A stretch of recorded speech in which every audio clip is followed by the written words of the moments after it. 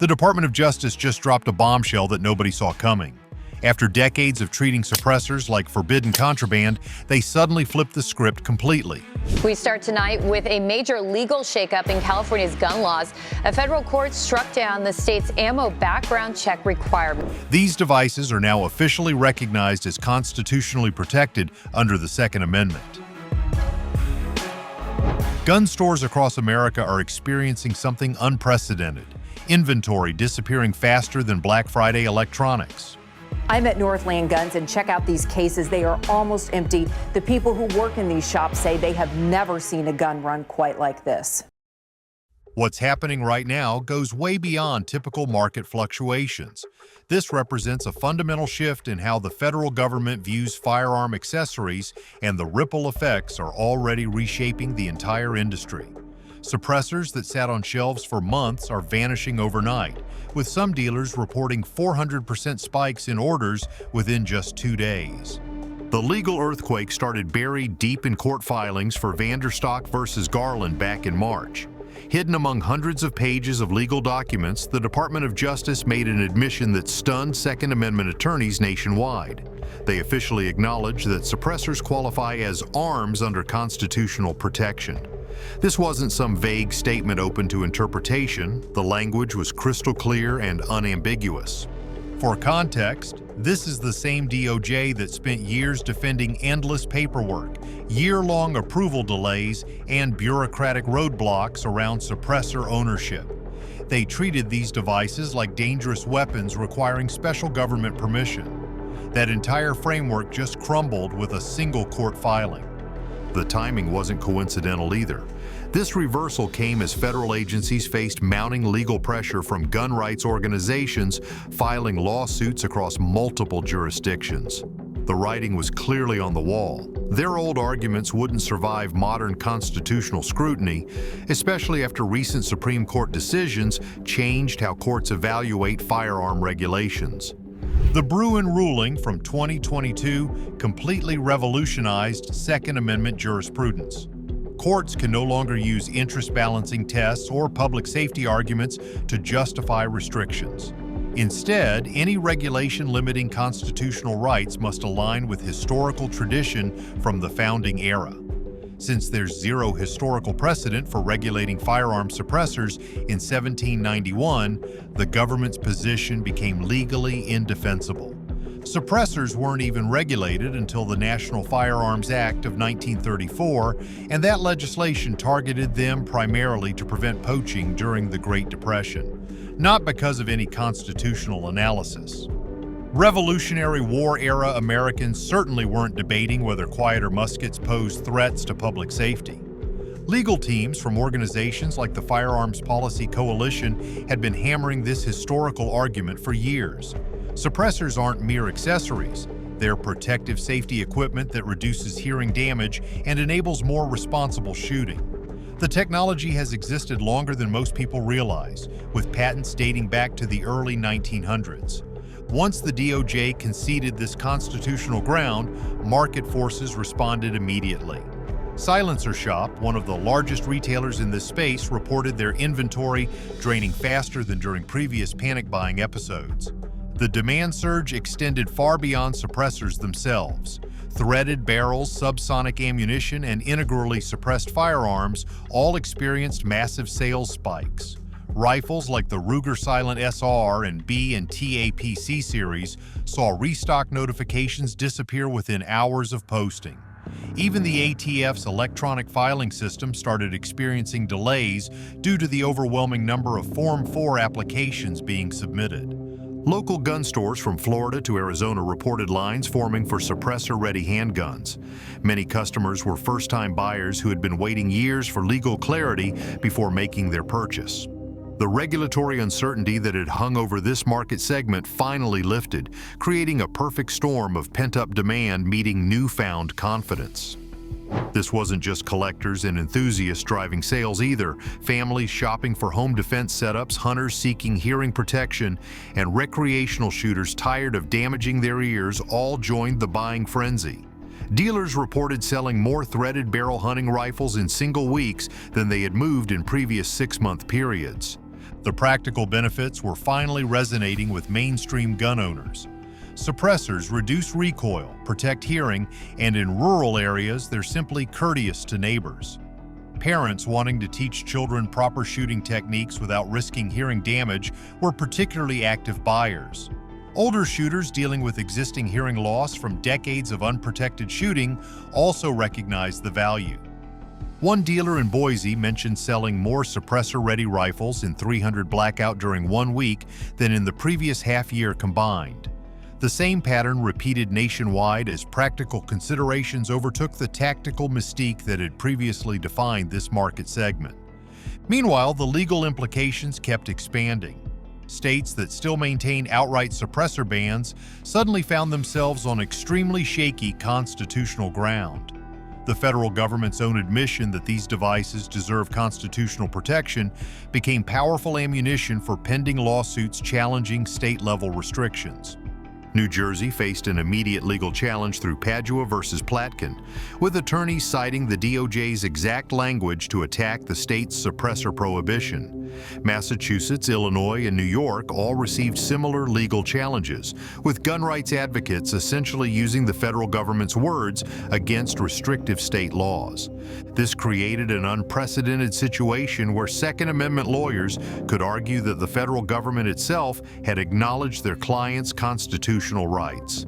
Legal insiders started predicting this could force the Supreme Court to establish nationwide precedent on suppressor rights, potentially invalidating remaining state bans across the country. The strategy was brilliant in its simplicity. Flip the legal chessboard and use the DOJ's admission to dismantle decades of restrictive state legislation. Some lawmakers were already backing away from supporting suppressor bans because they could see where the legal momentum was heading. The suppressor story represents just one piece of a much larger constitutional puzzle that's been reshaping gun rights across America.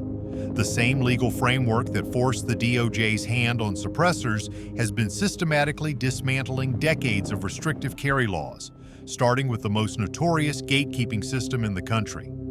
New York's Sullivan Act had been the gold standard for denying carry permits for over a century. The system was simple in its cruelty. Unless citizens could prove specific, documented threats against their lives, self-defense wasn't considered sufficient justification for carrying firearms. This meant retired police officers, politically connected individuals, and business owners carrying large amounts of cash received permits, while average Americans got rejection letters. The process was deliberately designed to be humiliating and discouraging. Applicants faced 6-month delays, extensive background investigations, and ultimately denial letters citing generalized fear as insufficient cause. California, Maryland, and Hawaii operated similar systems, creating a patchwork of constitutional violations disguised as public safety measures. This house of cards collapsed on June 23, 2022, when the Supreme Court handed down New York State Rifle and Pistol Association versus Bruen. The 6-3 decision didn't just tweak existing laws, it obliterated the entire philosophical foundation underlying discretionary permit systems. Justice Clarence Thomas wrote with stunning clarity that law-abiding citizens don't need government permission to exercise constitutional rights. The ruling established that Second Amendment protections extend beyond home boundaries into public spaces. More importantly, it demolished the interest-balancing tests that courts had used for decades to justify restrictions. No more weighing theoretical public safety benefits against individual constitutional rights. Instead, courts must now apply a strict text and history standard. Any modern gun regulation must have clear historical analogs from the founding era or Reconstruction period. If similar restrictions didn't exist in 1791 or 1868, contemporary laws face presumptive unconstitutionality. This new framework immediately put dozens of state and local gun laws in legal jeopardy. Lower court judges openly admitted they were essentially functioning as historians, researching 18th century regulations to decide 21st century cases. The Supreme Court had stripped away the interpretive wiggle room that anti-gun jurisdictions had exploited for generations. Anti-gun states responded with barely concealed defiance. New York rushed through the Concealed Carry Improvement Act, designating massive areas as sensitive places where permits holders couldn't legally carry. Times Square, public transportation, parks, churches, and private businesses without explicit "guns welcome" signage all became potential legal minefields for permit holders. California followed with SB 2, adding over 20 categories of restricted locations while simultaneously increasing permit requirements and fees. New Jersey and Hawaii adopted similar tactics, attempting to maintain gatekeeping functions without triggering direct Supreme Court intervention. These efforts represented bureaucratic resistance disguised as compliance. Honolulu faced federal lawsuits over delays stretching many months without explanation, ultimately forcing them into agreements requiring 120-day decision timelines. New Jersey townships quietly demanded multiple notarized character references beyond legal requirements. Maryland State Police delayed approvals while scrambling to write new guidance. Los Angeles and San Diego counties developed permit backlogs exceeding 6 months, effectively creating waiting periods through administrative incompetence. Despite these obstacles, permit numbers continued climbing nationwide. Washington State broke records with over 709,000 active concealed pistol licenses by mid-2025, representing the highest levels in state history. The pent-up demand was simply too strong for bureaucratic resistance to contain indefinitely. The Bruen decision triggered a constitutional avalanche affecting far more than carry permits. Magazine capacity restrictions, assault weapon bans, ammunition regulations, and transportation laws all faced renewed legal challenges based on the new historical standard. California's large capacity magazine ban fell again in 2023, with federal judges citing Bruen's requirement for historical precedent. If the founding generation didn't restrict musket balls or powder supplies, how could modern courts justify limiting magazine capacity? Illinois' assault weapons ban faced similar challenges from multiple gun rights organizations.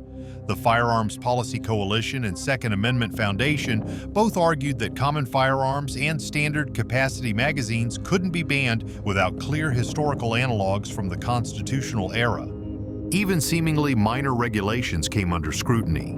New Jersey's requirements for locked containers during transport, Hawaii's mandatory registration systems, and various local ordinances all faced constitutional challenges based on the new legal framework.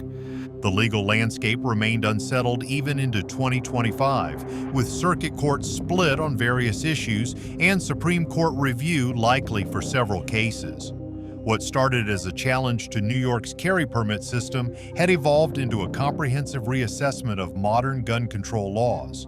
For gun owners, this represents the most significant expansion of Second Amendment protections in decades. Suppressors are gaining constitutional recognition, carry rights are expanding nationwide, and previously untouchable restrictions are crumbling under historical scrutiny. The transformation isn't complete, and resistance continues in various forms.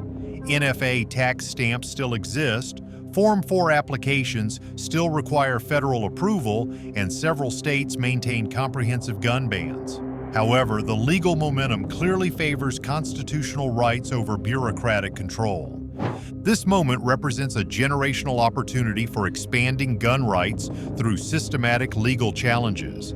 Each victory creates precedent for the next case, building toward comprehensive Second Amendment restoration.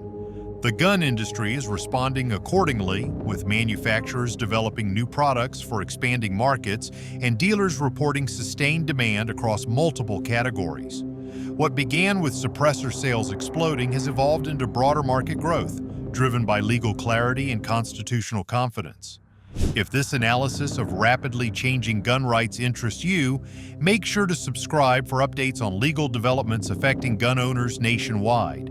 Hit that notification bell to stay informed about court decisions, regulatory changes, and market trends shaping the future of Second Amendment rights. The landscape continues evolving rapidly, and staying informed helps navigate these historic changes successfully.